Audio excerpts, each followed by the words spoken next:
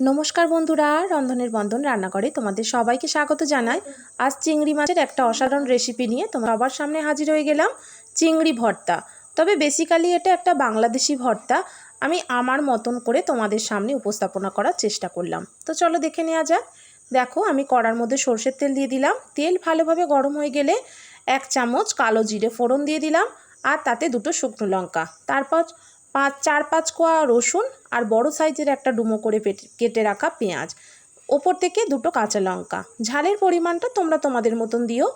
হালকা নাড়াচাড়া করে নেওয়ার পর 150 গ্রাম ছোট চিংড়ি মাছ ভালো করে ধুয়ে বেছে পরিষ্কার করে নিয়েছি। সমস্ত উপকরণগুলো আরও ভালোভাবে একটু নাড়াচাড়া করে নিয়ে পরিমাণ মতো লবণ দিলাম। আর দেখো, এই রকমভাবে ভাজা ভাজা করে একটু ভালোভাবে ভেজে নিতে হবে।